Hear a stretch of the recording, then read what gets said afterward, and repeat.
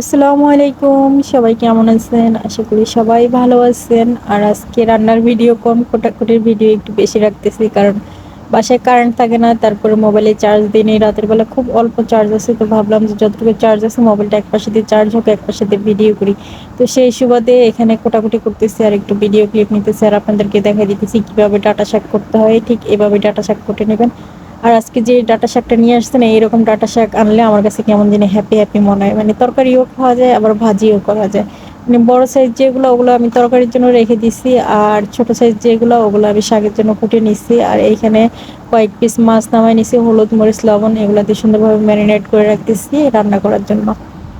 কি রান্না করার সময় একটা জিনিস ভাবতেছিলাম যে এটা মনে হয় একটা চ্যালেঞ্জিং বিষয় হবে, পুরো ভিডিও আমি ধারণ করতে পারবো কিনা, কারণ মোবাইলে মাত্র 17% চার্জ নিয়ে রান্না করতে আসছি। আর এই দেখেন ডাটা শাক, এগুলো আমি একদম লবণ মরিচ কাঁচামরিচ দিয়ে উনাই ফেলছি, আর এরপরে তেলের বাগা দিয়ে দিব। কিন্তু আমি কিন্তু এতটুকু ভিডিও নিয়ে আবার মোবাইলটার চার্জে দিয়ে দিচ্ছি। চ্যালেঞ্জিং বিষয় ছিল যে কিভাবে ভিডিও করব, কিভাবে রান্না করব। আর সারা রাত যেহেতু ওই চার্জারটা একদম খাটের কোণে পড়েছিল, তো সেই কারণে চার্জ দেওয়া হয় নাই। তো শাক আমার উনানো হয়ে গেছে, আর এখন এগুলো তেলে বাগার দিয়ে নেবো। আর আজকে আমি ভিডিও ধারণ করছি স্ট্যান্ড ছাড়া, হাতে ধরে ধরে, এক হাতে মোবাইল ধরছি আর এক হাতে রান্না করছি।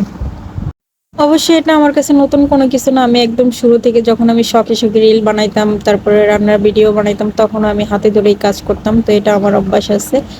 আর এখানে চুলায় তেল গরম হয়ে গেছে, তো এই চুলায় আমি মাছ দিয়ে দিচ্ছি। অবশ্য আমার রান্না একদম শর্টকাটে হয়ে গেছে, আজকে রান্নাতে এত তাড়াহুড়া লাগে না, শুধু মাছ রান্না করব। আর মাছটা আসলে এই মাছটা এই সবজির সাথে যায় না, তারপর আমি এই সবজি দিয়ে রান্না করছি। কারণ বাসায় বলছিলাম যে আমি টমেটো শেষ হয়ে গেছে, টমেটো আর আলু নিয়ে আসতে, টমেটোর আলু নিয়ে আসলে টমেটো আলু দিয়ে মানে একটা ঝোল বানাইতাম, এটা অনেক মজা হতো। কিন্তু কি আর করার, সে যেহেতু আনে নাই, তো আমার বাসায় যা ছিল তা দিয়ে রান্না করতেছি। এদিকে মাছ ফ্রাই হয়ে গেছে, এগুলোর একটা একটা করে তুলে নিচ্ছি। আর স্টিলের চামচ ইউজ করতেছি। আর আমার ছেলে সতর্কবাণীও মানে মনে পড়তেছে, আমার ছেলে বারবার করে বলে দিছে আম্মু এখানে স্টিলের চামচ ইউজ করবেন না।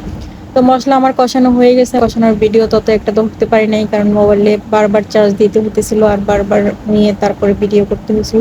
তো মশলা কষানো হয়ে গেছে, এর মধ্যে সবজি দিয়ে দিছি, সবজি ভালো করে কষায় নিই, তারপর আবার ঝোলের পানি দিয়ে দিলাম, ঝোলের পানি দিয়ে একটা দুইটা বলক দিয়ে আবার মাছগুলো ছেড়ে দিলাম।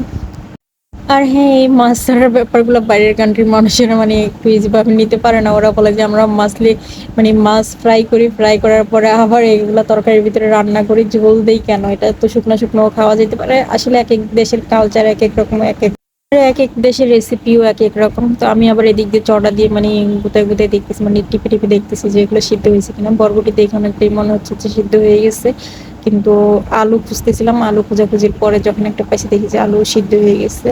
রান্নাটা তত বেশি খারাপও হয় নাই, তবে এগুলো টমেটো আর আলুর ঝোল হলে বেশি বেস্ট হইতো। আর এখানে রাতের রান্না করে একটু ডাল ছিল, অবশ্য ডালটা খারাপ হয়ে গেছে, সকালে জাল দেই নাই তো সেই কারণে খারাপ হয়েছে, কিন্তু ডালটা মাশাআল্লাহ অনেক মজার হয়েছিল। আজকে এতটুকুই, সবাই